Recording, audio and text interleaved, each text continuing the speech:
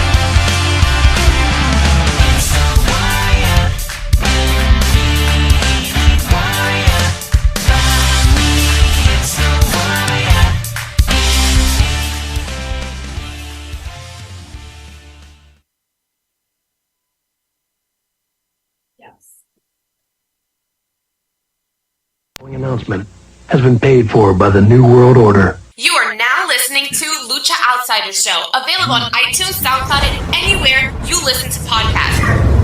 At Lucha Outsiders everywhere: Facebook, Instagram, Twitter, YouTube, SoundCloud, and iTunes. Lucha Outsiders Show. Lucha.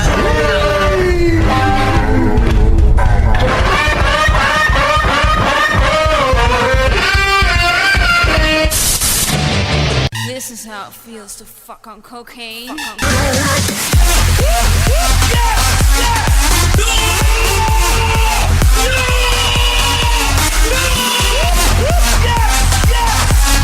is a disgusting act.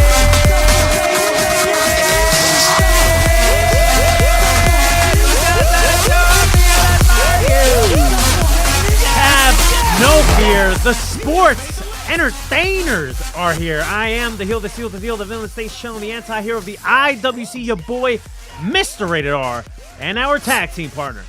He's the analysis of the LOC. He's the man to put the honor back in Ring of Honor. He's a straight shooter on Twitter, and when it comes to wrestling, he has a radar from the mean streets of Long Island. You know, I've been thinking, I don't even know if I have a radar anymore, you know?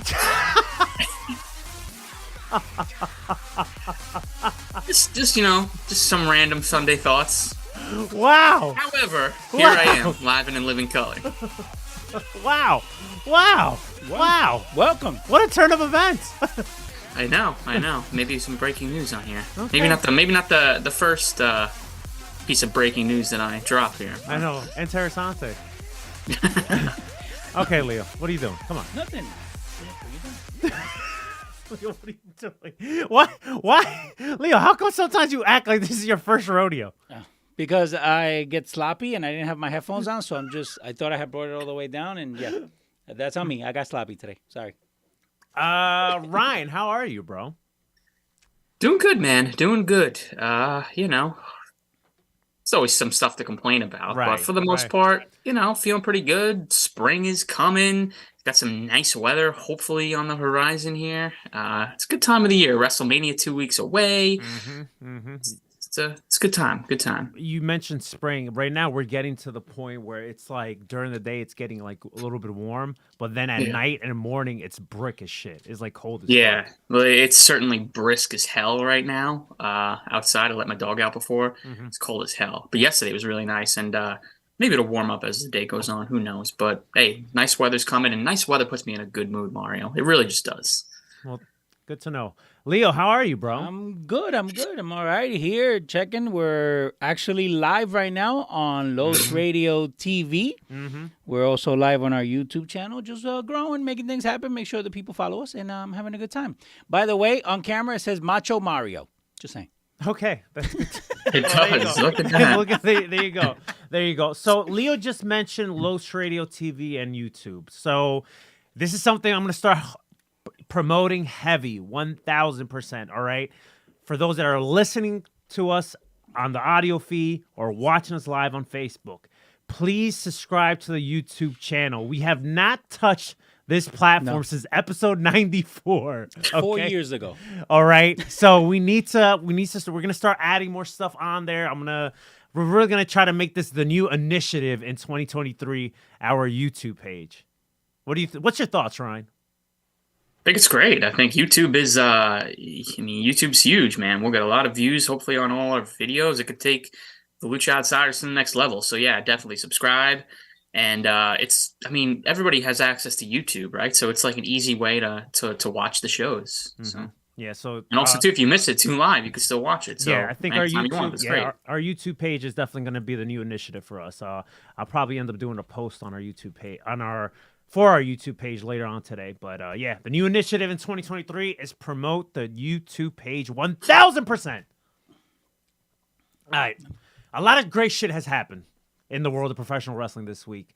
I have no complaints whatsoever. But before we get started, it's hashtag, because I forgot last week, Rebel time. Ooh, I heard that one. Oh, there you go. Nice 2 big gulps this time. Oh, see? Listen. There you go. I got to get it in my system. He had to make up for last week. I had to make up for last week, exactly. There you go. All right, guys, let's get started. So, a lot of great shit has happened this week, all across the board, in my opinion. But I want to start out with arguably, top 1, top 2 favorite things that happened this week in professional wrestling. And that was the start to AEW Dynamite. Oh, so fucking good. So we had this big Bar Mitzvah type gimmick for MJF, okay? He came out looking like a fucking character, all right, with women. And 4 different women. I believe they're all independent talent. I'm not too sure. And he ends up making out with one of them, all right? And she looks great, let me tell you.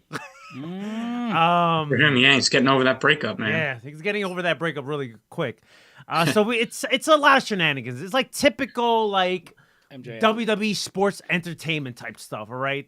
For the first, how long do you think that lasted? Like a good 5 minutes, maybe even less than that, before we started getting like the interruptions? Yeah, maybe like 5-7 minutes, something like that.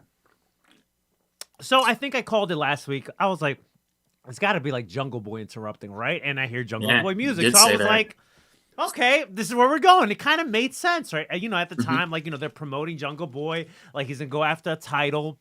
He just got this big win off of Christian Cage at AEW Revolution. So why not have a match with MJF? The match is going to be good. Jungle Boy's going to lose, and MJF picks up another win, and there you go, right? That's what I instantly thought. And Jungle Boy comes out, all right? After Jungle Boy comes out, I hear Sammy Guevara's music. And the second I heard Sammy G's music, I'm like, yo, they're going to fucking do this. Yeah. As soon as I heard Sammy's music, I knew right away. I was like, they're really going to do this 4 Pillars gimmick. Like, we're going to get this face off, right? Sammy G comes out. Then we get Darby Allin. Big pop for Darby Allin. And we get in every corner, we get the 4 Pillars. And I'm already popping myself before they even spoke on the mic. I'm like, yo, this segment's going to be nuts. And it delivered 1,000%. What I loved about this segment the most is because MJF is known as such a great talker. But what I really loved about this segment was that everyone held their own and every promo had validity to it, right? There was a lot of valid points by every person. So I just love this segment so much. I do want to break down some of the substance that was here from all 4 guys. But Ryan, give me your thoughts, man. Yeah, I mean, this has got to be one of the best openings to AEW Dynamite that I've ever seen. And it lasted for almost a half hour, I think, too. I mean, the first 25 minutes probably of the show, which was awesome. And like you said, everybody held their own on the mic. Everybody got their shit in. Everybody was shooting on each other. Shout out to Jungle Boy, because I remember at a time, I mean, it was pretty recent, I'd say, over the past year and a half. I think he's gone on record on podcasts and stuff talking about how he hasn't really been comfortable on the microphone. He's not really comfortable doing promos and stuff like that. He knocked it out of the park. Yeah, I mean, I don't know if Christian helping him along the way really gave him that boost of confidence, but Man, he was good. He was really good. I mean, all three. I mean, four if you want to count MJF, but obviously we know how great of a talker he is. All three guys just knocked it out of the park. And yeah, man, it was one of those things where it was like you just couldn't take your eyes off the screen because you were just so invested in what everybody was saying and what was going to happen. So that's the best. Yeah, Jungle Boy saying like, listen, you got men and women back there that could barely get 60 seconds on a show, and you're doing the same song and dance every single week. I was like, holy shit. Yes, yeah. Oh man, I was popping for so many of so many of the lines there. I mean, especially Darby's lines too. We're talking about how a bunch of the men and women on the roster bitching and moaning about not being used and stuff like that, and complaining online, and oh my god, and then just yeah. And you know what? I really, because it's for months already. It feels like years at this point with Sammy G. But, you know, he's gotten a lot of heat. And some of it's stuff that he's brought to himself. But even with Sammy G, like his promo, the crowd started turning on him a little bit and started cheering for him during his promo until he buried the Canada crowd again and was like, just like these stupid Canadians. And then everybody started booing him again. But like, just, him explaining like he didn't have the machine behind him, just like, MJF did, and he had to pretty much grind to get to, like the TNT championship wins and just being shown as he wasn't going to be a job guy for the inner circle or just a guy that was just going to take bumps. A lot of people, let me rephrase that. Not a lot of people, but I did see some people take issue with Sammy Guevara's promo. I'm not one of those people. I have no problem when wrestlers go, gives us like during their promos or stuff that they put out where they're feuding with someone or whatever, they take us like a peek behind the curtain. I'm okay with that. And AEW does this a lot, right? Where they kind of blur the lines between reality and story, right? So I really had no issue with this promo. Were you one of those people that kind of had issue with it or no? No, I didn't even know there was people complaining about it. I mean, hey, I'm not surprised to hear that. But right. No, I love when that stuff happens. So I didn't even think twice about it. So MJF finally, response to like all the four guys saying like, everyone in this ring, they just they're talentless. And Sammy G, he went after Sammy G saying like, in 7 months from now, you're going to, propose to another girl. And then Sammy G responded with like, hey, didn't your fiance leave you, which was really dope, hilarious. And then with one of the lines of the night, MJF goes like, "Oh, you want to start shooing or whatever?" He's like, "What was I forgot what was the term he said. I think he said mashugana. He was like, "Oh, I'm gonna go mashugana up in this bitch," which. It took me aback, and I don't know if it's a bad thing or a good thing, right? Because I laughed, right, when he said that. But at the same time, it's like, yo, MJF is a heel. He's supposed to be taken as a serious heel. Yet when he said that line, even commentary started laughing when he said that. So it was like a lot. It was not that it was a little bit too comedic for me, but it just really came out of nowhere. Like, MJF, he cuts these scathing promos, right? So when he said that line, I was like, oh, shit. I know, yeah. No, he was MJF. Well, like with the amount of shit that they were throwing at MJF. I mean, obviously, without any surprise, MJF threw it right back in their face in just a huge way. I mean, it was like I said, the back and forth was just so good. It wasn't even just like one guy was getting the upper hand over the other. It's like MJF was shooting right back, and yeah, dude, it made for some awesome television. It really did. He did say the line about like Daddy Daycare, AEW Daddy Daycare, how he said like Sammy Guevara had Jericho and Darby has Sting and Jungle Boy had Christian. And he said, and then MJF goes like, well, he didn't have no one, which is false because we know he's had people, but it's okay because he's a heel, right? So it's okay for him to lie because, he was part of the inner circle. He was tied to Jericho for a while. He's also had Warlow. Yeah, the Pinnacle, right, with FTR and Shawn Spears and Tully Blanchard. And then when he made his return at All Out, he was supposed to be tied with the Firm. So he has had people, but it's okay to me because he's a heel. Heels lie. Right. Yeah, no, of course. But I thought this segment was fantastic, and it just left me wanting more. And for me, I want to get your thoughts on this, but like for me, I feel like you should drag this out to Double or Nothing. Give me the Fatal 4-Way at Double or Nothing. Like, this is the match I want to see at Double or Nothing. I don't want to see it at a throwaway Dynamite. Well, that was my next question, yeah, because I immediately said to a couple of my buddies too after the segment, like, like, where do you do this match? Like, it cannot happen on a random episode of Dynamite, even if it's like a themed episode of Dynamite. You can't do this on free TV, man. This is pay-per-view worthy. I think a lot of people were waiting for this. I think you got to do it at Double or Nothing. I think they have like 10 weeks or something like that. I mean, listen, they could do it. I mean, they started doing the MJF Danielson setup like after Full Gear, and that was in like November, December, and we got the match March 5th. So AEW's done this before where they have dragged things out. I just hope and pray that they don't do the same song and dance that they've done for the past few times to set up a number one contender where MJF has Darby, Sammy, and Jungle Boy go through the ringer of like, okay, they got to win some odd matches to get this title shot. It would not surprise me if they do this. It would not surprise me if they do this. I know, but it's like, how many times are you going to do this, Like, it's just, MJF has been doing this since day one. I mean, he did this with Cody back in the day. Remember when Cody had to go through all that crap? He had to face Wardlow in the steel cage. He had to go through the whipping. Ugh. I mean, like, it's just like this, how long, it's the same thing with MJF over and over to set up a number one contender, So I'd like to see them go a different route. I don't know what that route would be, but I'm sure they could figure something out. But yeah, nonetheless, I think this has to happen in Vegas at Double or Nothing. It's just too big of a match to throw away on a regular Dynamite. I think also what I liked about this too is it's bringing, and even throughout the episode, right? Especially how the episode ended. What I really enjoyed was how it was the four pillars, which it felt like very original AEW. You know what I'm saying? Like it felt like kind of back to like the roots of AEW, the guys that everybody was saying like, hey, this is the future of the company, right? These are like AEW originals, if you will. That's what I really loved about this segment. Like it felt old, but felt fresh at the same time because it's the four pillars, right? AEW originals, but it's something like I didn't know I needed in my life.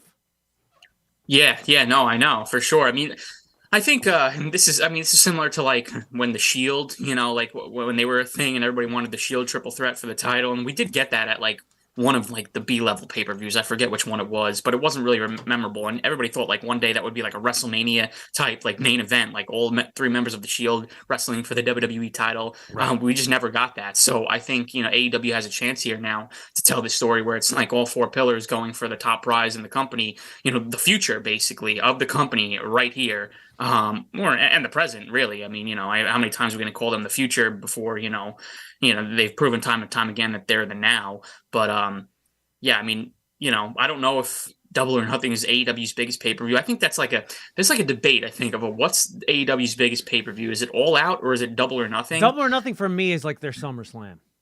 Yeah, no, I agree. I think All Out's their biggest. I think All Out's like their WrestleMania. That's just my opinion. Mm-hmm. But nonetheless, I mean, Double or Nothing, it's not like some like throwaway pay-per-view. Like every AEW pay-per-view matters. So it's still a huge stage on a huge weekend in a huge wrestling city, the fight capital of the world. I think that would be freaking awesome. It would be the best place to do that. And again, I just don't want commercials to ruin anything either. That's another thing. This has to be on pay-per-view. It has to be on pay-per-view. I hate when they give away big time matches on free TV, and then the commercials just really just put a damper, in the match. So yeah, I think it has to happen at Double or Nothing. How they get there, how they drag it out, we'll see. I think they could definitely do it though. I mean, if there's one thing we know about like AEW when it comes to like their storytelling at times is they know how to drag shit out. Sometimes they drag it out too long, but when it comes to this specific story between the four pillars, I feel like they could drag it out till Double or Nothing. And this needs to be on pay-per-view. It has to be on pay-per-view. Don't make the same mistakes WWE has done in the past when it comes to like, for example, like the Shield triple threat. They gave it to us like I believe at a random like B-level pay-per-view. I don't even think it was it was a major one. The Shield triple threat, I believe, happened. It's like a battleground. Yeah, it happened. That match should have happened at WrestleMania, right? Yeah, or a SummerSlam at least, or one of the big four. The four horsewomen fatal four-way we never fucking got. Yeah. So it's like when you have this big of a match, you need to have it on pay-per-view, and you need to capitalize it when you have some substance there, when you have some momentum. And to me, I've seen more people like, I want this story.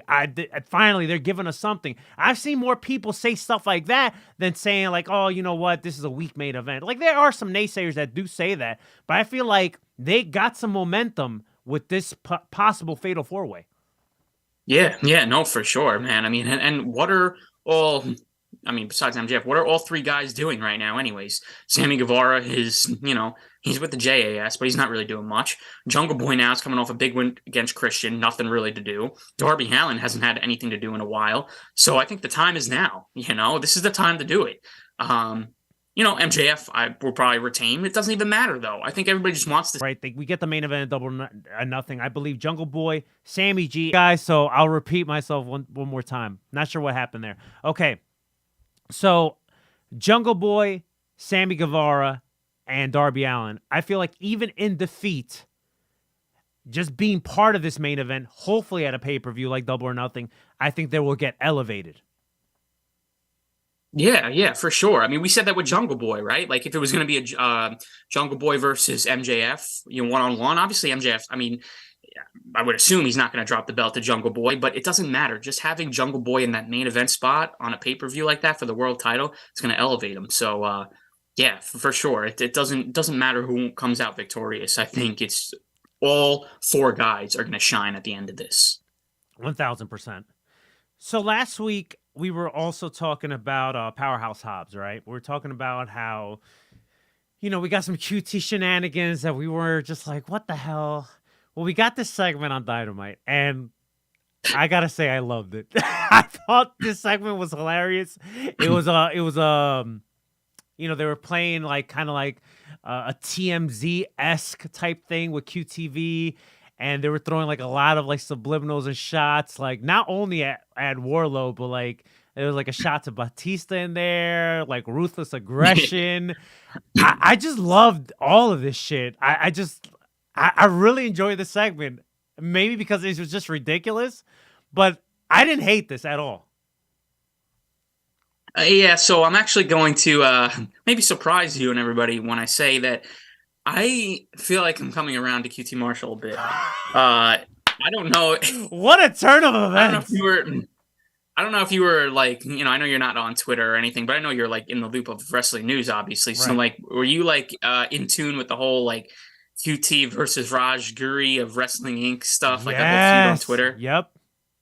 And and he's just like any other member of the wrestling media, journalists. He's just a nerd, bro. He's just a complete geek. Yep. And I did see that. And QT put him on blast, and then Raj slid into his DMs to apologize to him, and then QT just puts him on blast and posts the screenshot, get the hell out of my DMs. I thought it was great. And then QT Marshall posts up a tweet, right? And the tweet is, I guess he wrote it up in his notes section on his phone because obviously. With Twitter, you're only allowed a certain amount of characters for your tweets. So he sent he posted 4 pictures, and it was just a whole long drawn out essay, pretty much, just basically explaining why him and Raj were going at it, and how it's buried, it's done, they figured it out. And if you don't like him, that's okay, but he's one of the hardest working guys in the locker room, and everybody respects him and stuff like that. I actually felt bad for him. I really did. We don't know what goes on behind the scenes. We don't know how much he actually does for the company. He obviously cares so much and is so passionate about AEW. I actually it made me stop for a second and be wow, not that I do that. I don't go on Twitter and bury the guy, but when I'm watching the TV, I'm God, I fucking hate this guy, man. I do not want to watch this guy on TV. Maybe now I'm turning on him a little. I'm turning in the right direction. I'm all right, well, this guy cares about the company and he works hard, and you know what? Whatever. It is what it is. So yeah, I think I'm coming around to oh my God! What a turn of events. What pretty a turn crazy. of events. But going back to the segment, I did enjoy it too. And I have a question for you. Do you think that them breaking into Wardlow's car was legit, a work, right? Wardlow posts a thing, or do you think somebody actually did break into Wardlow's car, and now they're making it into a storyline, and then they showed them dismantling a car and stuff like that? What do you think? All right. There's a lot that I want to talk about with this whole thing, but let me just start with the car situation, because I want to go back to the Rajagiri stuff, because I did find that fun and hilarious. So the car stuff, I do believe it was shoot. I believe Warlow truly got broken into. Me too. And AEW decided, like, you know what? Let's just try to use this to our advantage and just make it an angle, especially with this QTV stuff. Like, it kind of makes sense. It kind of works in their benefit, especially if they're trying to make QTV like kind of like their version of TMZ, right? What I would like to see continue happening with like QTV is like, all right, I get like they're beefing with Wardlow, right? But I also would love to see them sprinkle other shit that's happening in AEW, like into their segments. For example, right? Like the BCC's new attitude, like they could like throw like a little shit like about that, or like, oh, you know, Taya Valkyrie and Jade Cargill, they're both use the same finisher, like shit like that. I would like them to sprinkle different stuff that's happening on the show, or like even on Rampage or Dark or whatever it is, sprinkle that shit into these segments, and not always let it like the main focus should be whoever they're feuding with, but also sprinkle other stuff that's happening in the show, whether it's like a dig or something slick to say, because that's what TMZ is, right? They talk about everything, like right. And you know, fucking what's going on in the celebrity world or music world, or, you know, paparazzi shit. Like, they should try to make it close to what TMZ really is, you know? Yeah, I like that a lot. I think it'd be fun. It'd be something to look forward to every week, because it's like, all right, well, what are they gonna bury this week, you know? And just how ridiculous QT looks when he's just smiling, laughing. It's just fucking hilarious. Yeah. But back to the Raj Gear of it all, right? So somebody had posted something. I think I saw it like on my Instagram or something. Someone said something like, oh, Raj Gear and QT Marshall. Later, Leo just left. And that's why I'm getting up, because Leo, you know, just leaves. He's actually saying bye this time? He's not just walking out? Well, no, he has to go be a dad and take his kids to a party, right? So now I'm here with the dogs. Okay. But, okay, so Raj Giri, right? So someone had posted something on, I think it was like on a story, like, oh, QT Marshall's really making me like him because he's like destroying Raj Giri. And I'm like, what the hell's happening between Raj Giri and QT Marshall? And for those that don't know who Raj Giri is, he's the former owner of Wrestling Inc. Now I think he's just like a advisor for Wrestling Inc. because he ended up selling Wrestling Inc. He, for the most part, he is he's one of the better ones when it comes to like news and reporting or whatever, or at least he was, because I don't think he really reports or breaks news like that anymore. But at one point, he was one of the good ones.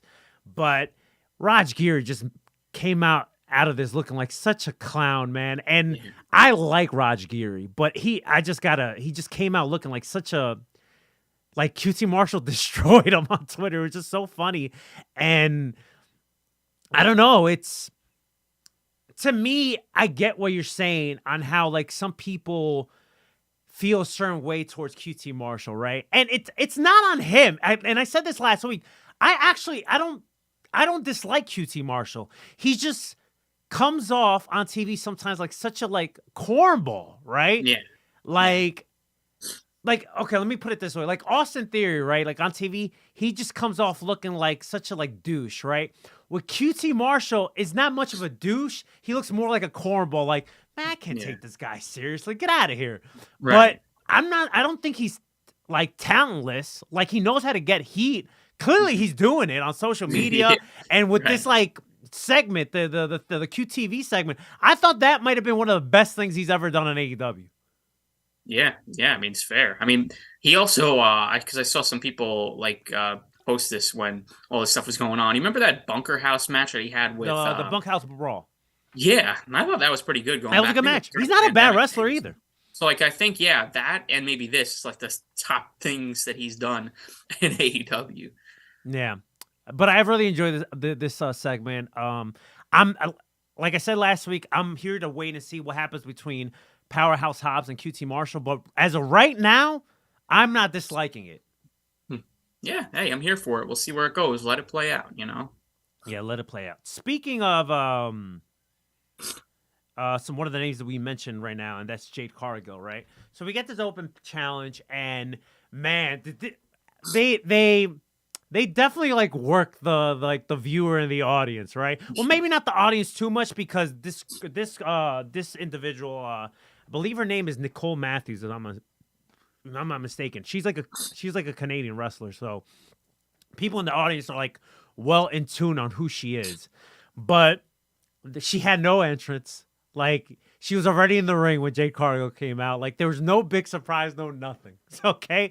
Jade Cargill runs through this poor girl. Like, there's no tomorrow. Just boom, 1, 2, 3. She gets on the mic and she goes like, "Oh, that's all Canada got," or whatever. Then she gets in Renee, I was gonna call her Renee Young, Renee Paquette's face, and she gives Renee a kiss on the forehead, and then a familiar music hits, and it's Taya Valkyrie. She came out. Listen, I'm a big fan of Taya. I love Taya. I love her as a wrestler. I love her as a person. I was very fortunate to meet her a couple years ago. I think she's great. I love her. But was it just me? But I felt like her pop was like a little average. I don't feel like it was a crazy pop. Maybe it was just a crowd. Maybe, I don't know. But like, I didn't think like her pop was like all that. Yeah, I mean, I don't know. She's not the biggest name out there. I think people are kind of just expecting her. Yeah, I don't know. I mean, do you think? I don't think people care. Do you think? I mean, I don't think people care about Jade Cargill in general. So it's like whoever comes out, they're not going to win. I mean, yeah, it's cool to see Taya Valkyrie. I mean, I have no problems with her. I'm glad she's on the roster now. But I didn't like jump out of my seat when I was watching it either. No, and this is no disrespect to the Winnipeg crowd. Okay, no disrespect to them. I just feel like if they would have held off on that debut out here in the States, like if it would have happened like in LA. I feel like the pop would have been bigger. Yeah, it's a fair point. I don't know. I just felt like she got a pop. Like, it was a nice pop, but like, I don't know. I just expected it to be, she's from Canada. I just expected it to be a little bit bigger. I don't know. She's also not the biggest Canadian women's professional wrestler out there. Right. So like maybe people were expecting somebody else. Mm-hmm. I don't know. Probably a couple different she's factors. more like it's so crazy because she's actually more in tune with like Spanish culture, right? Because she's she works for AAA and she's like la reina de reina campeón in AAA. So like I think like the debut would have happened like let's say like in Texas or like I don't know like one of these bigger cities in the States. I feel like her pop would have been bigger. Yeah, no, that's a fair point. What do you think about the possible of this match? I think this match is gonna be a banger. I love the fact that when they faced off, they're almost the same height. Like yeah, they in the same height. They got the same finisher. Mm-hmm. You just look at Taya Valkyrie if you've never seen her before. She looks like somebody who could dethrone Jade. Mm-hmm. Yeah, man, I'm here for it. Of course, we know how it's going to end, right? It's going to be a throwaway match on a Dynamite. I'm sure it'll be good, but I don't see Jade Cargill dropping the belt. So, no. And then she'll just be another woman on the roster, which again is fine. I have no issues with her being on the roster. That's cool with me, but I don't really feel like there's much to like even digest with this because it's just like it'll be a good match, but other than that, that's what it is. I don't see Jade Cargill's reign coming to an end anytime soon, and I just don't care anymore either. I really don't care anymore. When she's on my screen, it's becoming like okay, change the channel. I just don't care. They've given me no reason to care. Yeah, we talked about this last week, how like they just haven't done a great job with Jade Cargill. Hopefully that changes now with like this Taya Valkyrie feud. But then it's like, okay, we get a great feud, maybe somewhat of a great story between Taya and Jade. But then how are we going to follow this up? Right. They're probably not going to follow it up. It's going to be every other Jade Cargill title reign title match where it's just like she runs through the person. And I'm not saying she's going to run through Taya, but, she'll get past her. And, that'll be that. And then Taya's just going to continue to be another woman on the roster, probably do dark for a little bit until they have something to do for her on Dynamite, That's just what it is. What would I love to see? I'd love to see, Jade win by maybe, I don't know, a roll up or something like that, or using the ropes. I think I maybe mentioned this last week where it's like, I think she needs to cheat to win a little bit more. Like, I think she needs to barely escape, and like just not look so dominant, look like, oh my God, like, okay, so each challenger is getting closer and closer, like, and we just haven't seen that. So if it doesn't start here with Taya Valkyrie, I don't think we're ever going to get that, honestly. So the next thing I want to talk about, and this is kind of going to blend into the main event, and that's the new and improved BCC, the Blackpool Combat Club. They took on the Dark Order with Hangman Page. We get the return of Stu Grayson. Congrats to him. He signed a new deal with AEW, so he's all elite again, as you saw in the graphic they posted on all social media. I really was looking forward to this match because when I first saw when Stu Grayson started getting like spotlighted in AEW, a lot of people made the comparisons to him and Claudio Cesaro, right? And just to see them kind of like interact in the ring on Wednesday night, I was like, man. And I don't know if Stu Grayson knew he was going to sign a new deal before this match, but he really went in there and he was all over the place during this match. Like he was like spot after spot, and he's just an incredible wrestler. And he ended up cutting a promo on. I didn't watch Rampage, but I did see this promo on social media. You didn't watch Rampage? I didn't watch Rampage. No, I don't watch Rampage.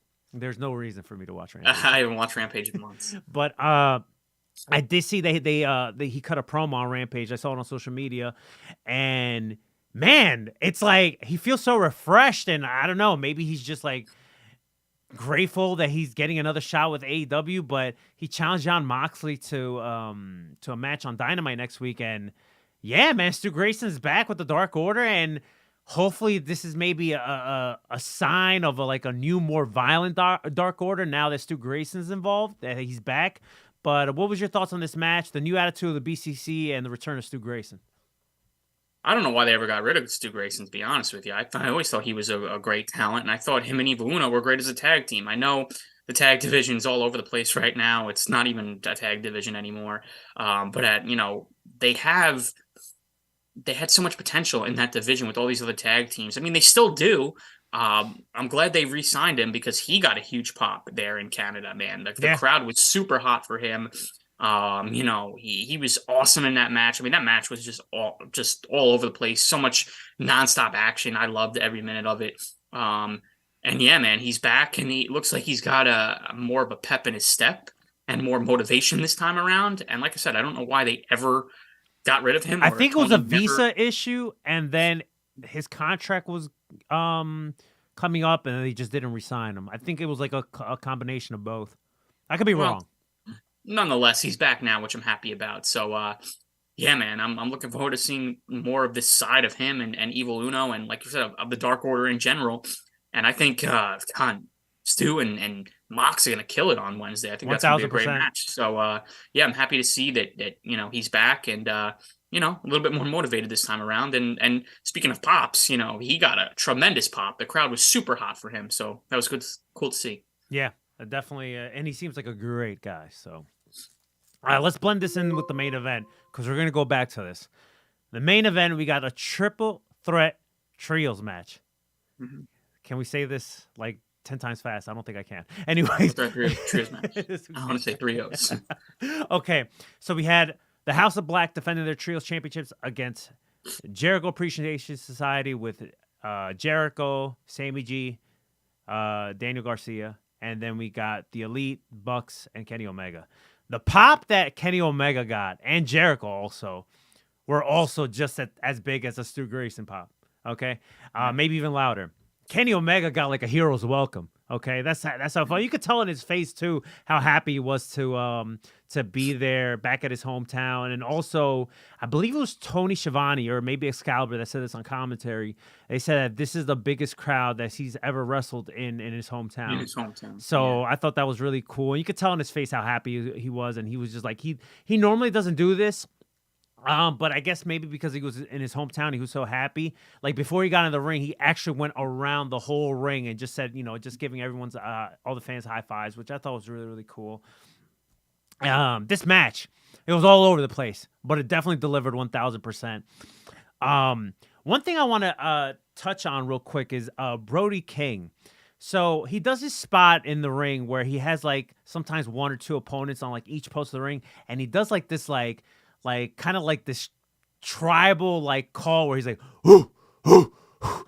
Just watching him do that and see the whole crowd doing it with him, yo, that shit was getting me pumped up. Like it made me want to like punch somebody in the face for no reason. Like it just started getting me amped up. And Brody King is just such a monster, bro. Like some of the stuff he does in the ring, like a guy his size shouldn't be doing. Yeah, man. Every single trios match the House of Black is in, I think he's been shining the most in every single one of them, in my opinion. What a great talent, man. He's been killing it. He's one of the guys in AEW, who they signed recently. I guess I forget. It was like ago? I think they, if I'm not mistaken, right? I think they signed in early 2022. Okay. Yeah. So I mean, it's been a little over a year, I would say now, and he's gotten opportunities, man. He's had that feud with Darby Allin. I mean, he's really been spotlighted, and I don't think a lot of people have really taken notice of how good he has actually been. So, yeah, shout out to him, man. For a big dude, he could certainly move, and the things he could do in there, like you said, a guy his size shouldn't be able to do. So, yeah, he's really great. Did you also notice during the match that the crowd popped when like Jericho and Omega faced off when they were the only two guys in the ring and they started beating the crap out of each other? But then also there was points in the match that we did see them team up, which was interesting to me. Did you see that? Yeah, yeah. It was definitely interesting. They were like fighting everybody off because everybody was trying to interrupt their, one-on-one face-off. There's also a spot, I forget who it was. I don't know if it was it might have been Brody King. There was a spot where Kenny Omega's actually telling Jericho to get up. Like get up. And I was like, oh man, that's interesting. I know Jericho has gone on record saying that at some point, if they ever tell the right story, or if there's a reason for it, he would like to tag with Kenny Omega like one day before he retires, which should be interesting. I don't think that's going to happen anytime soon, but I would like to see that, a Jericho and Omega, not like a tag team run, but just having a tag team match where they're tagging with each other. Yeah. So House of Black picks up the win. It looks like we're going to continue telling a Jericho Appreciation Society feuding with the House of Black story, because Jake Hager came out, and it was so random because he came out very like nonchalant. Like he just came out like he wasn't like in a rush or anything. So I thought like, okay, he's going to just go grab Jericho and his guys and just making sure they're all right or something. But then he gets in the ring and he's just him with a stupid hat just getting beat up by the House of Black. It's his freaking gimmick now, man. Jake Hager's become a joke. Just like dude in the hat. That's it. Oh. And he was once a monster and a heater and bodyguard. Now he's just a big goof. Which, I mean, whatever. I don't care. I mean, I don't care about Jake Hager, but I forget he signed half the time, and he just comes out with that stupid hat. But so we see that, and then as this match was also happening, they cut an angle where it's like Evil Uno ended up going to the hospital earlier, and then you see, I believe it was John Silver, Alex Reynolds, and Hangman. They were fighting off with the BCC backstage. Somehow this led to all of them coming outside where the ring was happening. So you have all these different brawls happening, okay? The Elite are outside of the ring. Hangman's brawling with the BCC. Silver and Reynolds get powdered, okay? And now Hangman's by himself in the ring, and BCC are trying to surround him. Like, they're going to try to attack him. Out comes the Elite. They get back in the ring, and they have Hangman's back. And I'm like, holy shit. Big pop for me. And I'm like, holy shit, they're going to finally tell this story. They're going to tell the Elite reconciliation of the 1,000% story. Ah, man, I'm really excited for this because there's like so many different like scenarios and things that could potentially happen with the story. But give me your instant thoughts right away. yeah, man, I was not expecting it at all. When I saw how the Dark Order and BCC, going at it, I'm like, what is this shit, right? I mean, I think they even cut to it during the match backstage. I'm like, why are they showing us this? Like, I don't care. Like, I want to watch this match. And obviously there was a reason behind it. I was not thinking that this was going to be that reason. But man, oh man, yeah, what a moment. I do wish, and again, this is a timing issue on AEW's part always. I do wish they gave it maybe a minute to breathe because they did it really quick and then they got right off the air. So I wish they gave that moment of I don't even know if Hangman even turned around. No, he was about to turn around. That's when then they cut. This is maybe that was done on purpose. I don't know. What was a missed opportunity for there also was Tony Schiavone should have hit us with his classic line like he used to do at Nitro. Like, the tape machines are rolling. We're out of time. We'll see you next week. He should have hit that line right there. That would have been perfect. Icing on the cake. That'd be a great spot to throw that in there for. But I mean, nonetheless, what an amazing opening to the show. You had some great matches in between. You had an awesome main event and then a fantastic ending. I thought, all in all, this was one of the best Dynamite episodes in the past few months, man. I really thoroughly enjoyed it. And now we're going to see the story of Hangman and possibly the Elite getting back together. How does that affect Hangman's relationship with the Dark Order? There's so much story that they could tell here, but I'm really, really intrigued and so excited to see where it goes. And yeah, man. I don't know. This is what AEW does best, man. This is the AEW we love, Listen, we could criticize Tony's booking at times, but when Tony gets it right, he gets it right. No, I mean, he knows how to book. Right. Sometimes he's a little wonky, but for the most part, he knows how to book his shit. Yeah. So between the opening segment and then this elite story, it's like, fuck, man, it's right in the fields.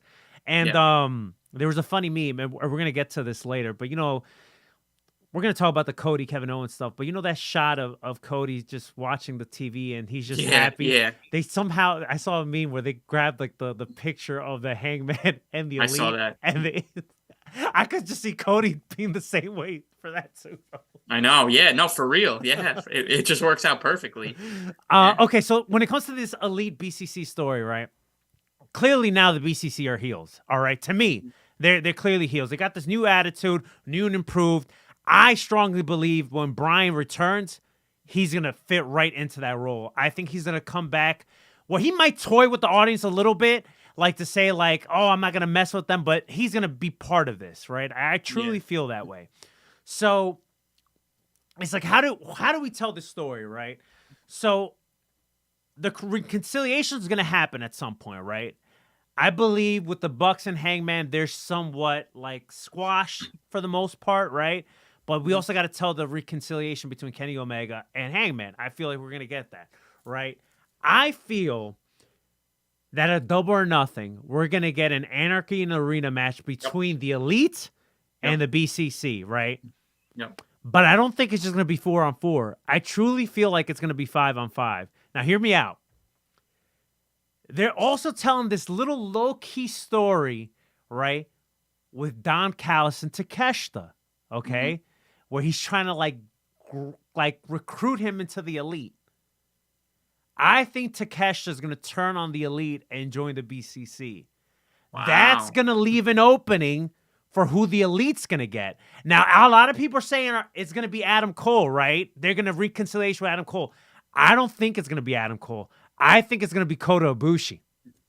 Wow. That's my prediction for Double or Nothing, baby. Wow. Holy shit, man. Imagine Takeshita and Kota Ibushi. And I'm not going to even say that that's a wild prediction, man, because I think it could happen. Cody's a free agent, and why the hell not? I'm sure he's going to come into AEW. He's a former member of the Elite. Right. Wow. Okay, man. All right. You might be onto something here. I was not thinking about that at all. I think Takeshita turns on the Elite, joins the BCC. All right. You put a little edge on Takeshita. All right. Yeah, I mean, Takeshita and the Elite doesn't fit, in my opinion, either. So Takeshita and the BCC does fit. It does. It definitely works. I can definitely see that happening. So, ooh, man, you got me excited now, man. I hate when you do this, Mario, because you always throw these things in there and you get my hopes up because it could happen, you know? And now I'm just a talker. This is what I do. I'm just a talker. This is what I do. Man, oh man, that would be awesome, man. Gosh, between this and the Four Pillars, Fatal 4-Way, man, Double or Nothing looks like a freaking can't miss pay-per-view. Okay. I'm gonna put you on the spot. You can't miss Double or Nothing. What does that mean? God, No. Stop it. Come on, Ryan. Stop it. Well, you know who's going to Vegas, right? Yeah, you. Yours truly is going to Vegas. I'm going to Vegas. I'm going to Vegas for Double or Nothing. I haven't got my tickets yet, but I am going. All right, it's happening. 1,000. Did you book anything yet? Not yet. Oh, look at Ryan. His gears are turning. Okay. Don't make me do this. All right, but I really think this is a strong possibility that we could get this. The Elite versus the BCC, Anarchy in the Arena. Listen, Anarchy in the Arena last year was my favorite match of the night at Double or Nothing. I thought that match was fantastic, and it was just different. It was different from any like street fight, hardcore, and everything goes. Just the presentation of it, the music playing in the background for like 5 minutes, like it was just insanity. I loved it. Well, it seems like every year at Double or Nothing, that's going to be the staple. Like that's going to be the match. Like they did the Stadium Stampede for a while, but obviously since they don't have it at the Daily's Place anymore, they can't do that. But they made Anarchy in the Arena. It's kind of basically the same exact thing. I think that's going to be a common theme of Double or Nothing. You're always going to get some sort of match of this caliber And I think that's definitely where we're headed here. And, just anything that the Elite's involved in, I'm immediately just 100% invested in because of how unique they are and how, just the ideas that they have for certain matches like this. I could already tell it's going to be a freaking banger, man. I mean, last year, like you said, that was a great, great match that they had last year. And now this year you got the Elite and the BCC again involved in it. I think it works, man. So yeah, I think that's probably where we're headed here. But yeah, now I'm intrigued about the possibility of doing a 5-on-5 and who that would be. And I agree. Adam Cole would work, of course, but it's very obvious. And I think Adam Cole should probably just do his own thing after coming back now. We could tell that story later. We could definitely tell that story right. later between Adam Cole and the Elite. But the BCC and the Elite just seems like it just feels perfect for Double or Nothing, especially for a match like this. And then also, think about it. A lot of these guys have history with each other. You remember John Moxley, Eddie Kingston? They faced off with the Young Bucks at Double or Nothing one year for the tag titles. Kenny Omega and Bryan. Kenny Omega and John Moxley. And then we got new fresh matchups. Claudio and Kenny Omega. So, there's a lot of different scenarios you could tell here. Yeah, no, for sure, man. It's definitely exciting, man. And just to see Bryan and Kenny again, if Bryan does end up coming back, Bryan and the Bucks, and yeah, like you said, the Claudio in the mix. Yeah, dude, this 100% works. I think this is definitely where we're headed, and yeah, man, can't wait. Can't wait, bro. I already can't wait for it. It's crazy. Great stuff. All right, speaking of Kenny Omega. Speaking of Kenny Omega, low key, Tony Khan just sent that a random tweet, right? And he did it very nonchalant until he started picking up steam, and it's like, holy shit, is this really happening at Dynamite? I remember seeing this graphic, and I'm like, was this Tom Customs fucking with people? We're gonna get Kenny Omega versus Hijo de Vikingo on Dynamite. Holy shit! Yeah. He tweeted something out earlier. Insane, bro. Insane. He tweeted something out early in the morning of make sure to tune into Rampage tonight, and I'm also gonna drop a dream match announcement or something like that. But when Tony tweets like this, it just goes over my head now. It goes in one ear and out the other because it's just he just has all these things up his sleeve, and half the time it's just nothing crazy. And then he dropped this, and I was like, oh, I was not expecting this. Now, I will admit, I am not as in tune with Vikingo as a lot of people are. I know he's super talented. I have not seen much of him. I know there's a backstory here with him and Kenny where the match was supposed to happen. It didn't happen. Now it is happening. It's going to be a great match. From what I'm hearing, I've seen some clips of the guy, but I have not, I don't know too much about him. So that really does excite me to not know what to expect and just to see him. It's just kind of like this Commander dude who was in that ladder match recently. Shout out Brian Sendek of Royal Ramble. He was telling me, yo, this guy's sick. He's awesome. Just wait till you see him.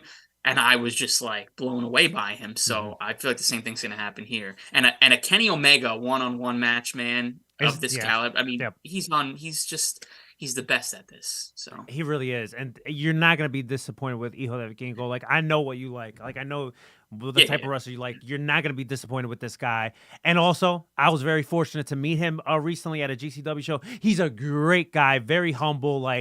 He's the Mega Campeon. He's the world champion in AAA. So he's just... Oh, he is? Yeah, he's one hell of a talent, bro. One hell of a fucking talent. And, oh, man, I can't wait for this match. This is going to be a match that you're not going to be able to blink.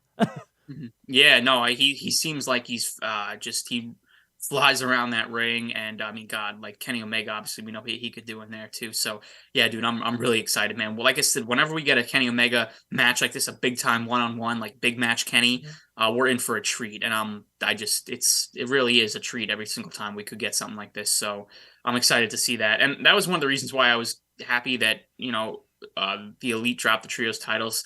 Yeah, I was happy for House of Black because I think they needed it more, but also because I just feel like I want to see Kenny separate from the Bucks a little bit and just do his own thing and just see him, just, I don't know, have some bangers. Yeah, beat Kenny Omega. Oh, yeah, right. Because, who knows with these rumors, man, I don't know when his contract is up, but it seems like he does not know what his future lies. And I think there is a possibility, and maybe it's a small possibility, but I think he could potentially have interest in the WWE. That's all I'm gonna say. I don't know when that's gonna happen. He's pretty busy right now, but I just have a feeling that he knows the end of his career is not coming up within the next year or so, obviously, but I mean it's coming, right? And this might be his last chance to go over there. So I want to enjoy Kenny Omega in AEW now. I want to enjoy all these potential dream matches, these one-on-one bangers that we're going to get over here for now, because I'm not convinced that he's an automatic, like, oh, I'm going to stay in AEW. I'm not convinced. Listen, I want Jay White to be in the WWE. I want him to go to WWE. I don't want to see Kenny Omega go to WWE. I really don't.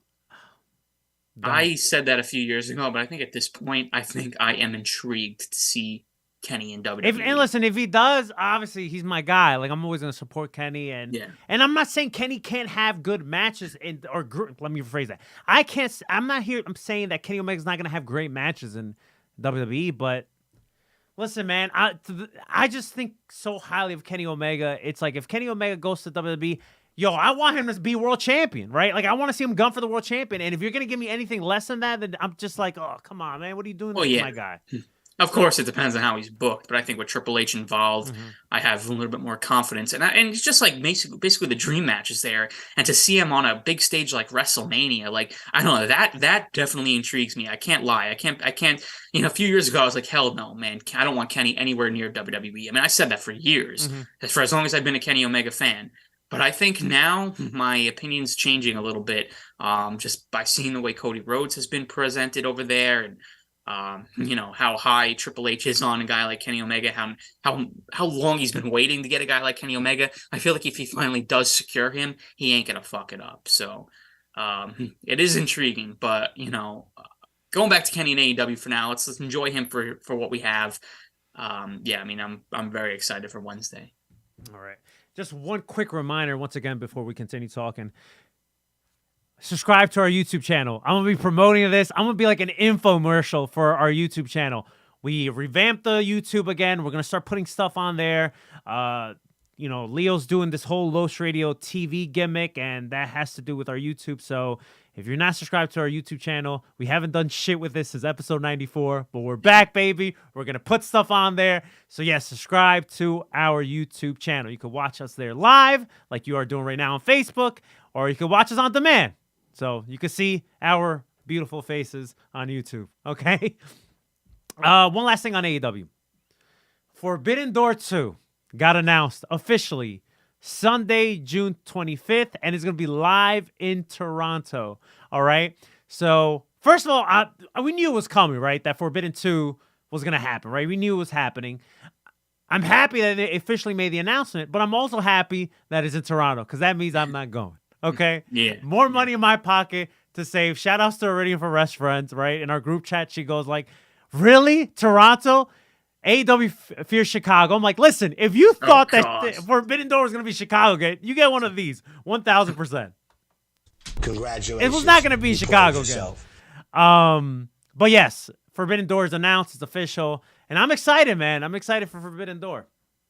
Yeah, no, for sure. This year should definitely, last year was great, but, not what everybody was expecting it to be. I think this year it should be way better on paper. And, of course, I'm sure it's going to deliver. Man, I loved being in Toronto when I went in 2019 for SummerSlam. I think Toronto was awesome, and I've been saying so many times, like, I want to go back. Oh, you're fucking going.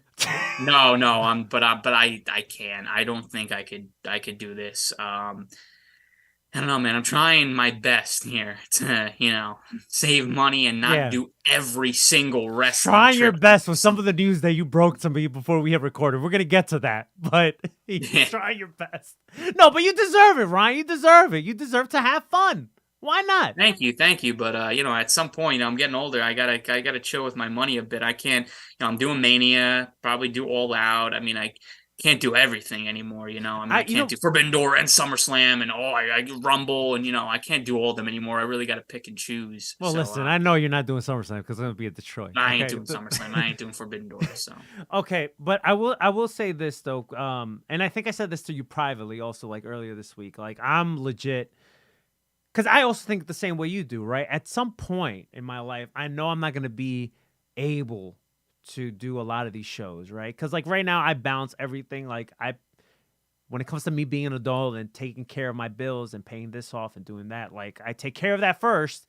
Because if I didn't have money to take care of that, but I'm over here flying over here for this and going to this show, what? No Who sense, am yeah. I, right? Like, Right. why would I do something like that? Like, I'm an adult here. Like, I can't be doing shit like that. But when you have play money or you have money to do certain things or you're like, you know what, I could do this as long as everything else is taken care of, like, then, whatever, right? So, like, I was telling you, like, I'm playing, like, Russian roulette with, like, some of my credit cards, right? Now, keep in mind, I paid my credit cards. I'm not one of these douche bags that doesn't pay their bills.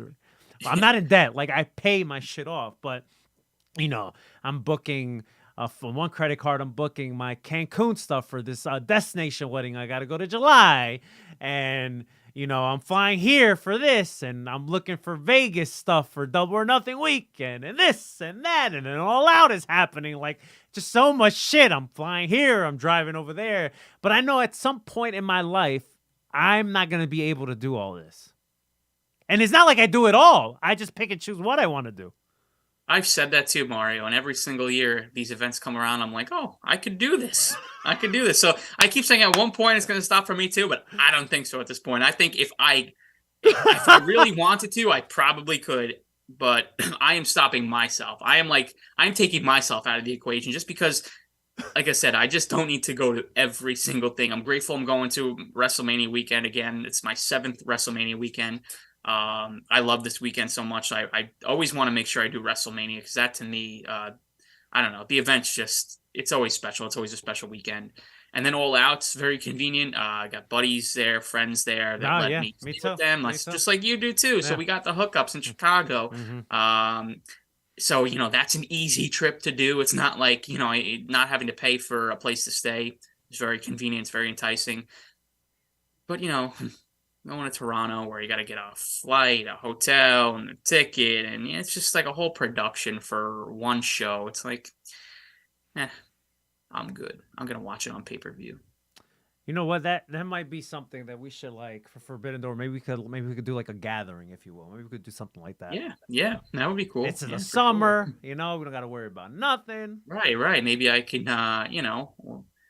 stream it outside and bring my TV outside or something like that. Maybe have you over or something like that, or vice versa, whatever. We can make a whole day out of it. Do something. Maybe we just gotta make sure Leo's involved in some way because his cooking is just top notch. Oh, 1000%. I missed that pizza that he cooked. He might fuck around and be like, "Hey, let's just have it in my house." That might fuck around. What Leo might say, "Hey, just have it in my house." Yeah, dude. Oh my god. Yeah, Leo knows how to cook. But no, for sure. All right, and New Japan related news. All right, since we're talking about Forbidden Door, we got the final set for the New Japan Cup, and we got my guy, Rebel Era baby, David Finlay facing Sonata, not part of LIJ anymore, but just 5 guys. Okay, the new fresh Sonata main event final for the New Japan Cup. I got to watch before I headed over to Leo's. I got to watch the 2 semis. It was Tama Tonga and David Finlay. They put on a fucking banger.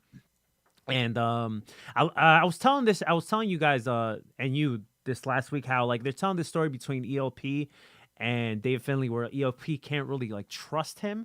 And like on commentary, ELP was doing commentary for the New Japan Cup. And he was saying, like, you know what? I got to give the guy credit. And then they had, like, a little back and forth after David won. And David tells ELP, he's like, you got to, like, see my vision. Like, he's like, I'm doing this for us. I'm doing it for Bullet Club or whatever. And then ELP was like, do it for the club. And they finally, like, acknowledge each other. And they threw up a 2 sweet. So I don't know what's going on there. I don't know if there's going to be further storytelling there. But then, fast forward to the main event, Sonata versus Mark Davis from Aussie Open. He took Will Ospreay's spot because Will Ospreay has a shoulder injury, which I hope he recovers quickly because he got some WrestleMania bookings. And hopefully he can still make those. But Mark Davis is having like a showcase like during the New Japan Cup. He's like having like a breakout star performance. And Sonata and Mark Davis ended up having a banger.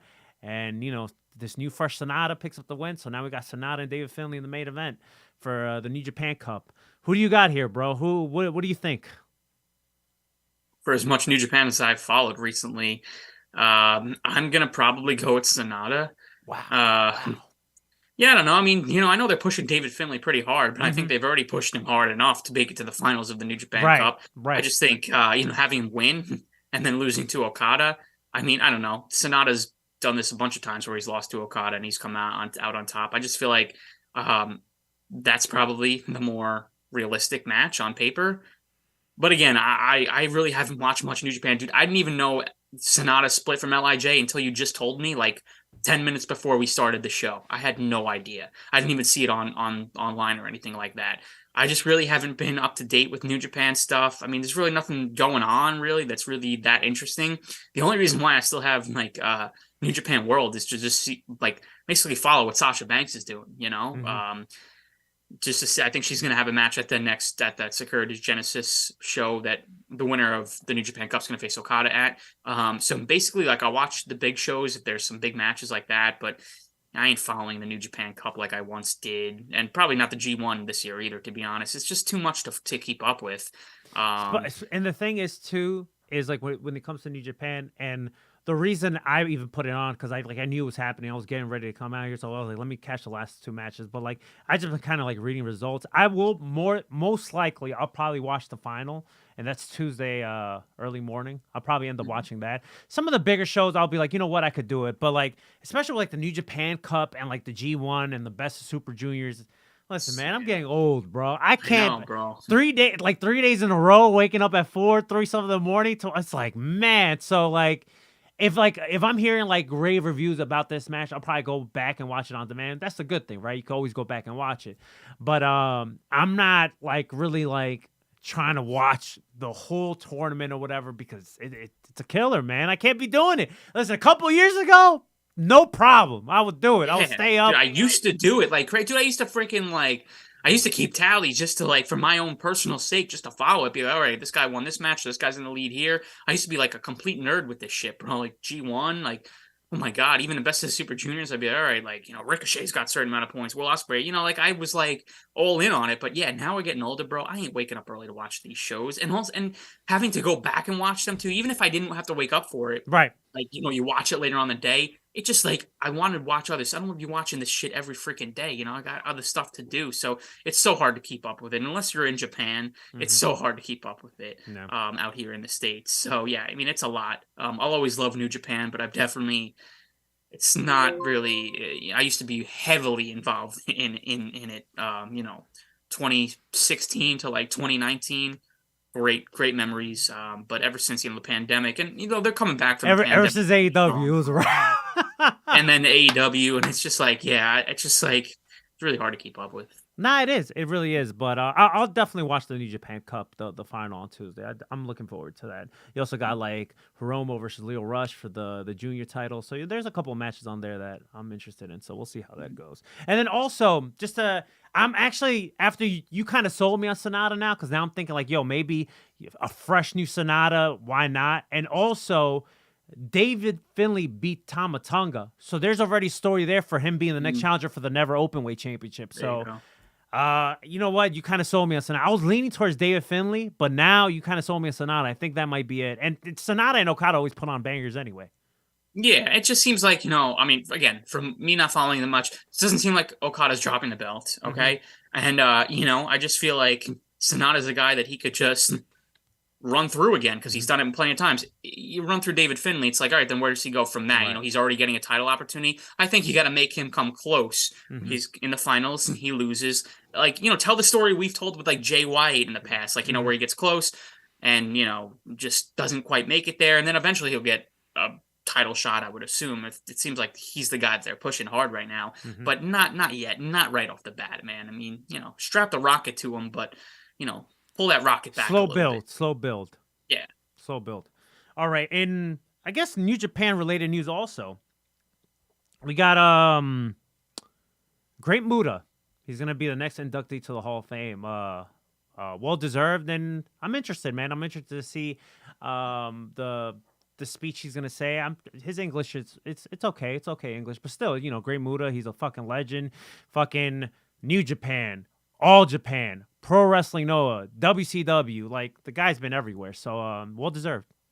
Yeah, no, for sure. It's gonna be cool. I think Ric Flair is inducting him, I believe. So, yeah, that should be fun. And yeah, I mean, it's weird. Only 2 names announced for the Hall of Fame. I mean, what is this going to be? A class of like 4 people? I mean, Very, listen, I'm very not complaining strange. about that, bro. I ain't I complaining. could care less either, people. but it's just very strange. But yeah, I'm not surprised. You know, this is the year he retired, so it just makes sense. So yeah, I think it'd be really cool. Yeah, what a fucking like last like year he's been having too, since he like announced that he's gonna retire. You know, like he had the match with Nakamura in Pro Wrestling. No, he's been appearing in New Japan. You know, he also appeared in AEW. Like he's just been all over the place. So well deserved. A legend. And yeah, I'm looking forward to seeing him at the Hall of Fame.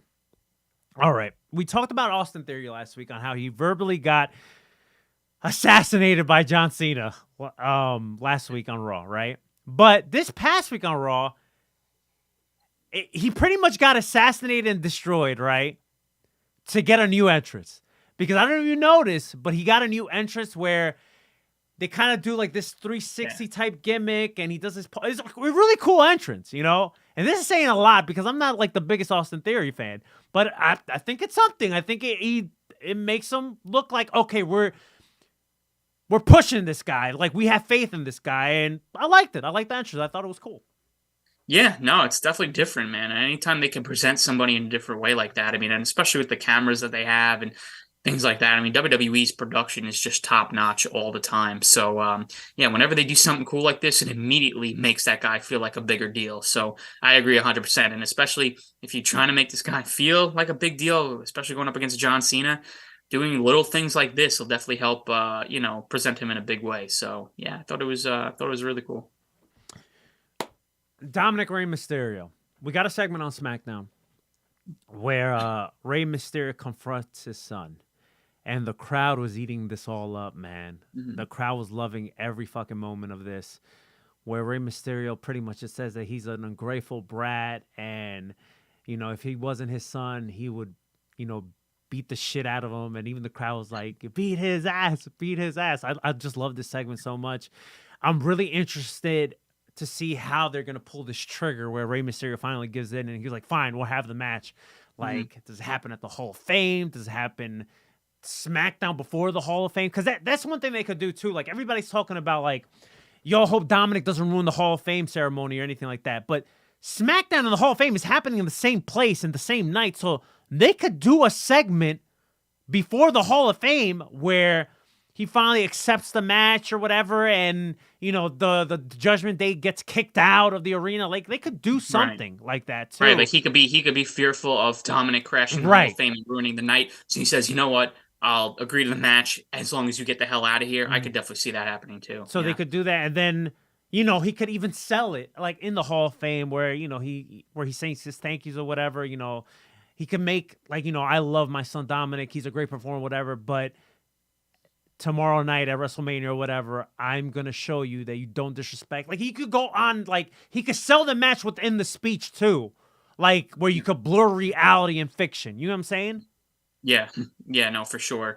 I could definitely see that happening. I don't know. I mean, I guess it really is up to WWE if they want to like promote the match in advance or if they want to just do it last minute like that. I don't know. But I mean, at this point, it's kind of just like Dom has said everything that he could possibly say, I feel like, to Ray, like he even threw in an Eddie line there, like, I wish Eddie was my father. Mm-hmm.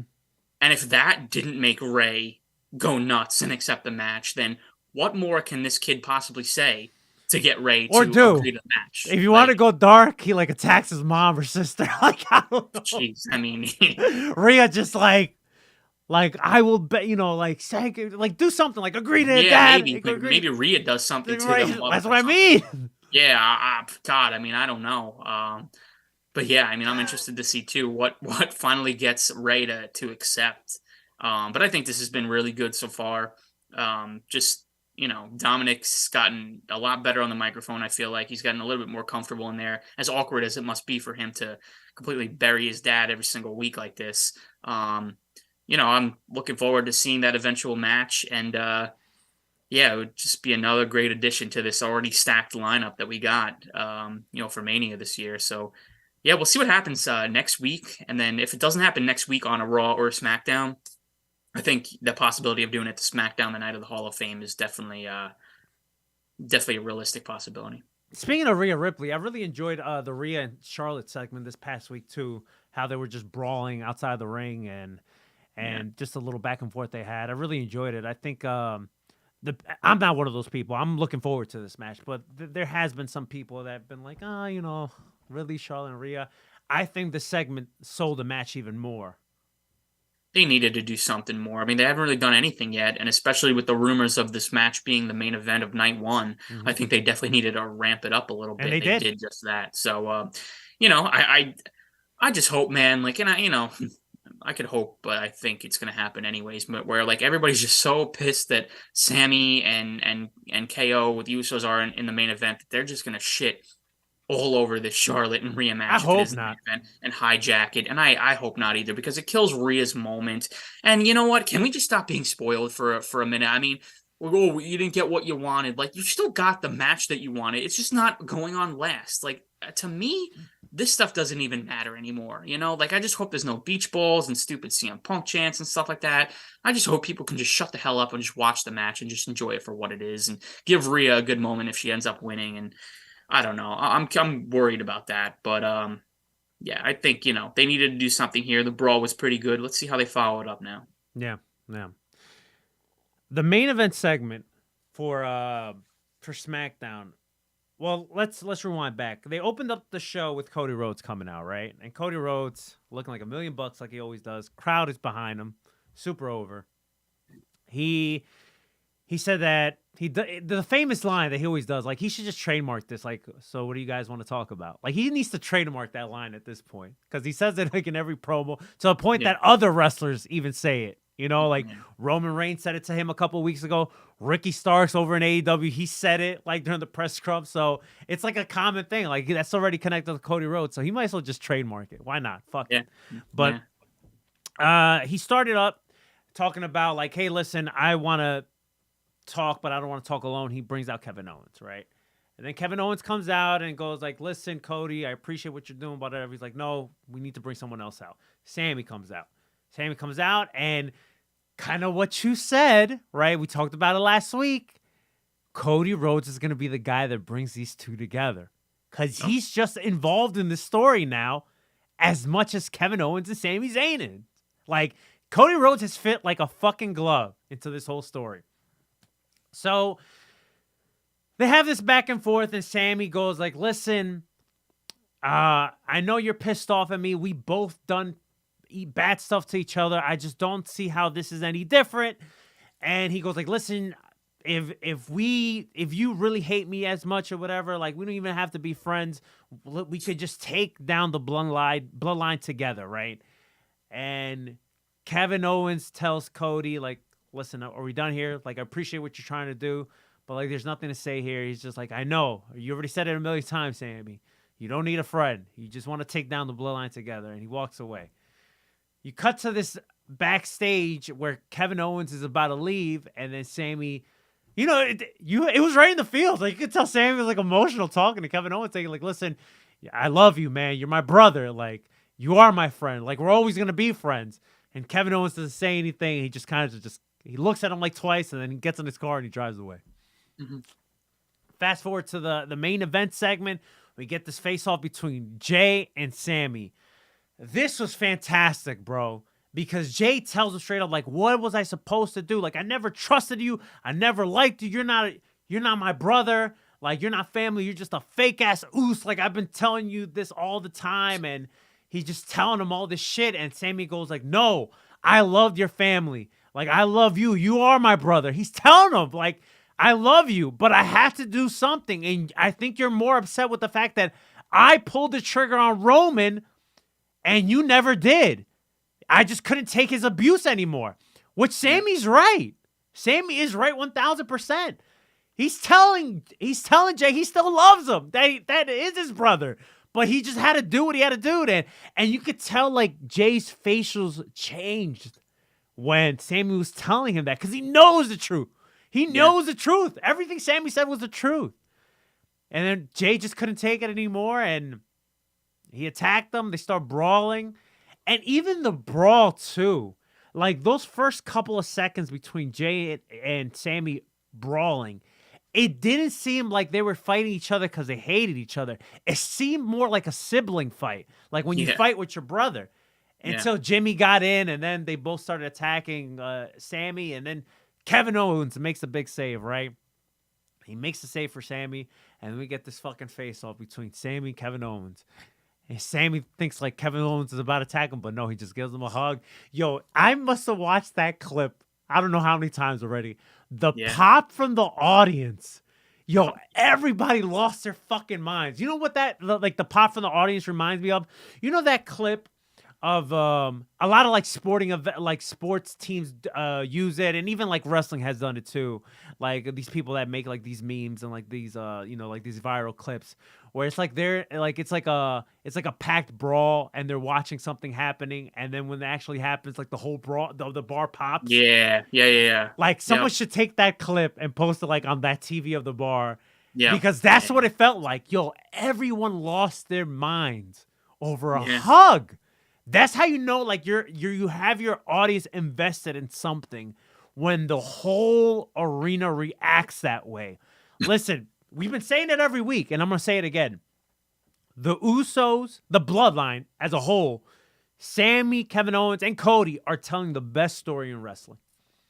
Absolutely, 100%. And this is what wrestling is all about right here. It's about moments, man.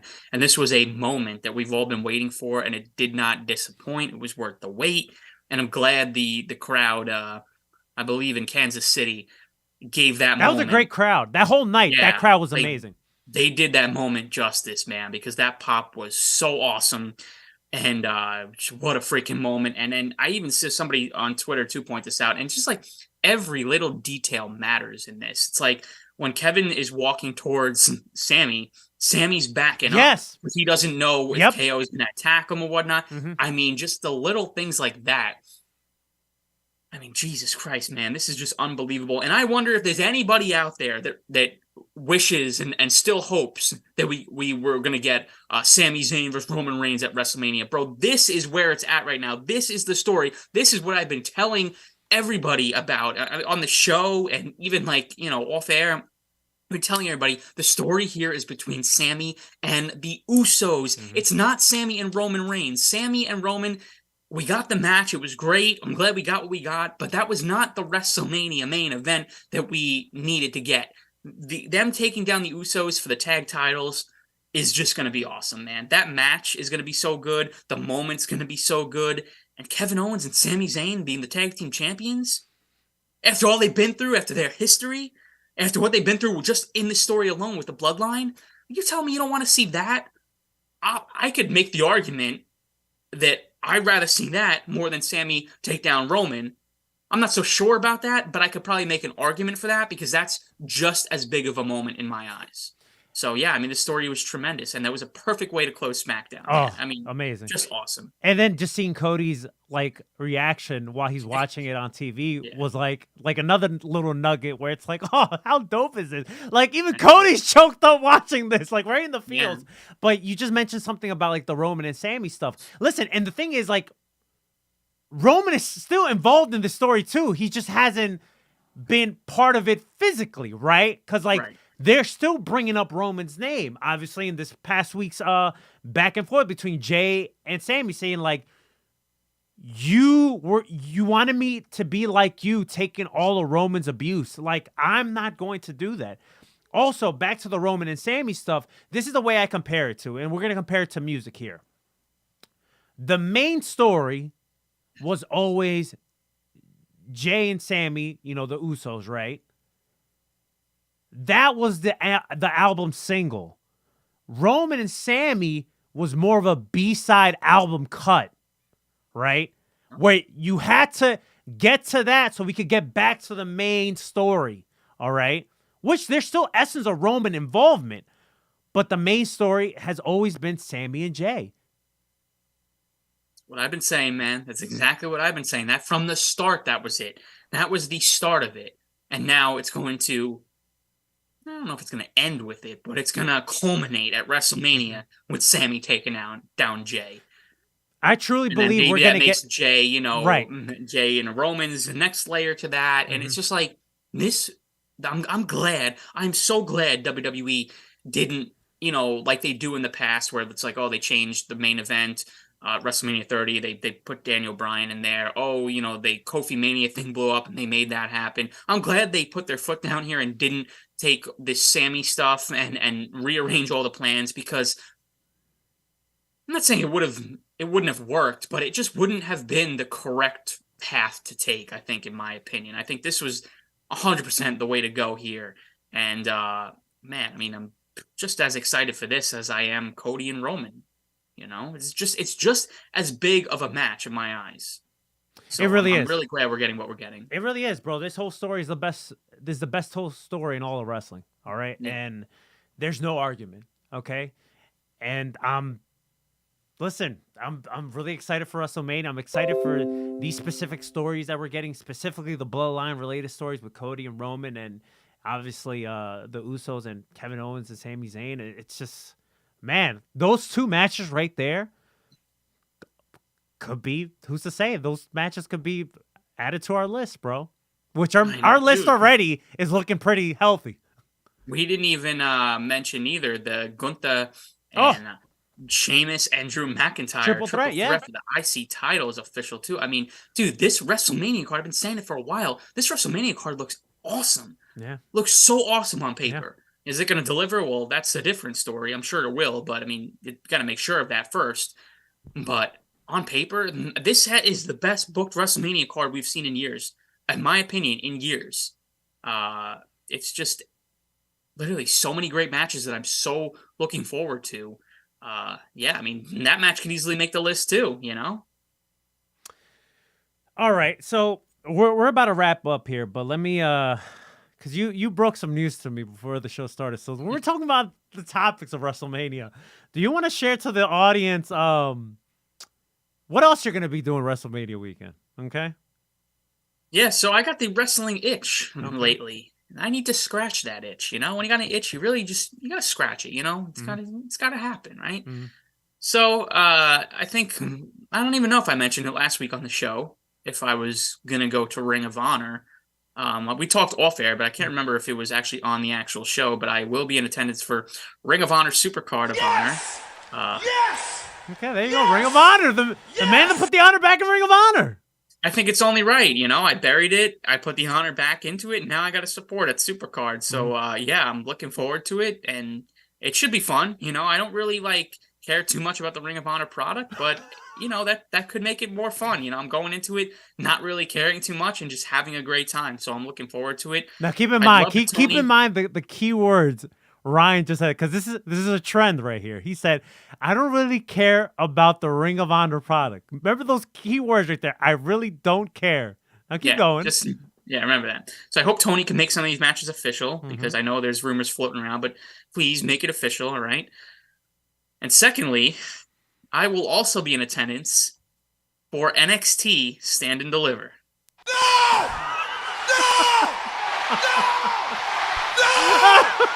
I got the itch, bro. What a turn of events! What a turn of events, dude! You're telling me, man. I made the impulse decision. I just pulled the trigger. What? So you just woke up with the itch, and you're like, you know what? Not only am I gonna do Ring of Honor, okay, but I'm gonna do NXT. Yeah, I was just I don't know. I'm into this whole Braun versus Mello shit, man. I think Mello is amazing. He's got to be the guy to take down Braun. I think that match, say what you want about Braun Breaker, how generic he is, whatever. I think he's okay in the ring. I think these two are going to tear it up, and I think this is going to be an underrated banger of the weekend that nobody expects to be amazing, but everybody is talking about after this event is over. I think it's going to be a really great main event. I hope it ends in Melo winning. But that's another thing, too, where I'm going to go back to what you just said. I don't really care about the Ring of Honor product. I could care less about the NXT product. So if Melo doesn't win, I could care less because I'm not invested in this product. I'm not going to tune in on Tuesday night and the following Tuesday after I go to the show and be like, oh my God, I can't wait for NXT. I want Melo to win, but if he doesn't, it is what it is. All the other matches on the show, too. I mean, Johnny Gargano and Grayson Waller. Grayson Waller, I see a lot of potential in, man. I've turned around a lot on Grayson Waller. So have I. Yeah, so have I. I think he's fantastic. I think that match is going to be good. They had a brawl outside Johnny Gargano's house this past week. I don't know if you saw that. I thought that was pretty cool. The rest of the card is like random. There's like a fatal 5-way North American title match, but like no competitors announced. But like I'm sure that'll be freaking insane. It's like some women's ladder match or whatever. Like, dude, I don't know. I'm just gonna go and have fun and see what it's all about, man. I mean, nothing else really to do. It fits in my plans, and like I said, Braun and Melo really sold me. There was like a segment they had this past week on NXT where, and I didn't watch it, but I saw it on Twitter, where Carmelo Hayes is like, "This is the youngest main event in WrestleMania weekend history. I'm here to deliver. I want to make sure you deliver." Like, I don't know, man. It just kind of like got me pumped. I watched it after I bought the tickets yesterday. I'm what like, a turn of events. I'm into this shit, man. Let's go Melo. So, yeah, man, I'm gonna be doing it. When was one? Do you remember the last NXT pay-per-view you attended? I want to say the last NXT show I went to was in 2019 in Toronto. Takeover Toronto. It was Adam Cole and Johnny Gargano, that three stages of hell match. Yep.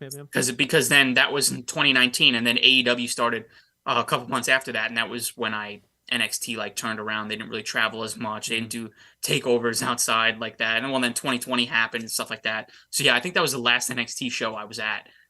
So yeah, I mean that's another reason too. It's been a while. I mean, wrestling is wrestling.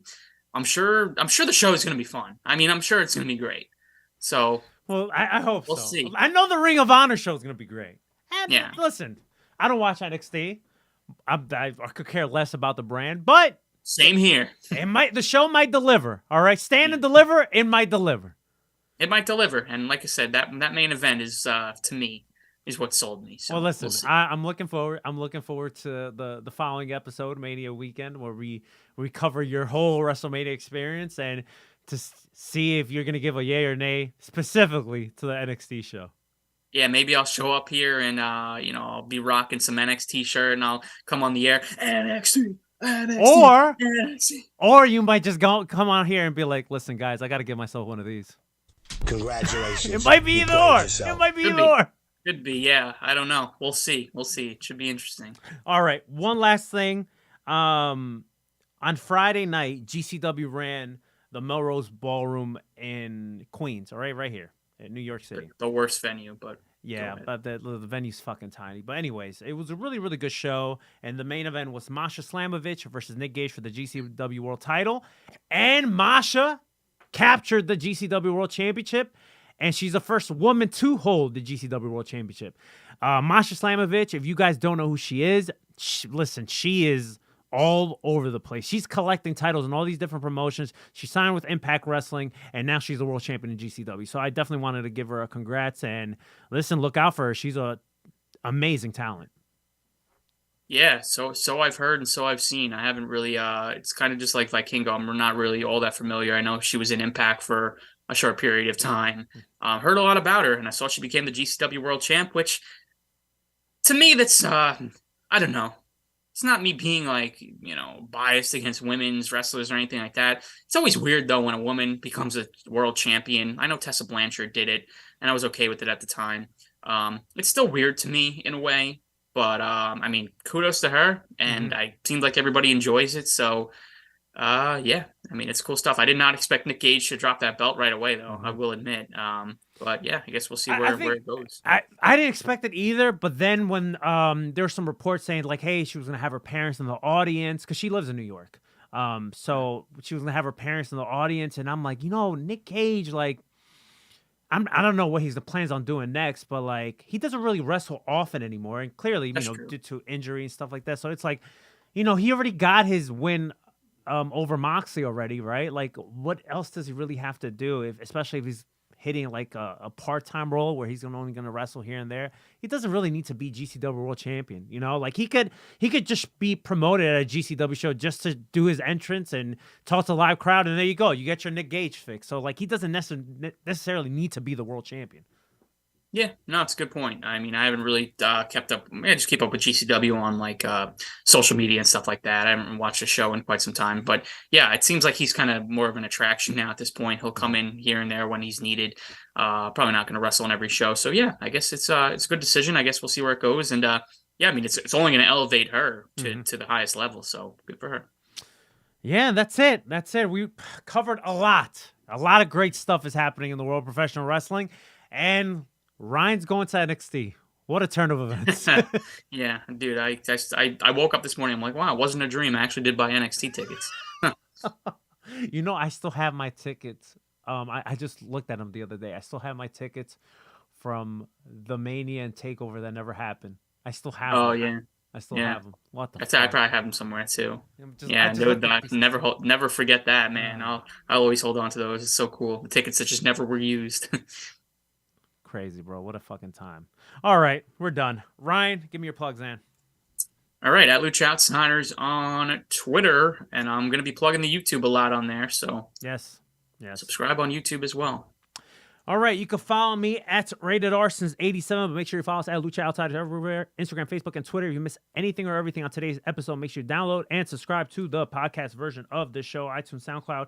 You want to be fancy, Apple Podcasts, TuneIn, La Mezcla app, LuchaOutsiders.com, Stitcher, Spotify, iHeartRadio, wherever you get your podcast needs.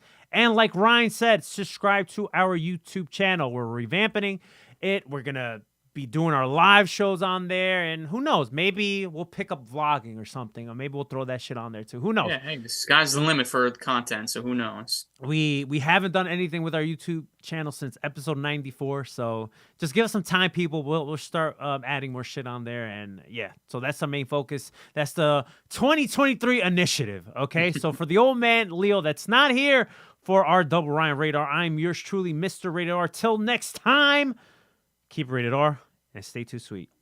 Goodbye. And good night, bed.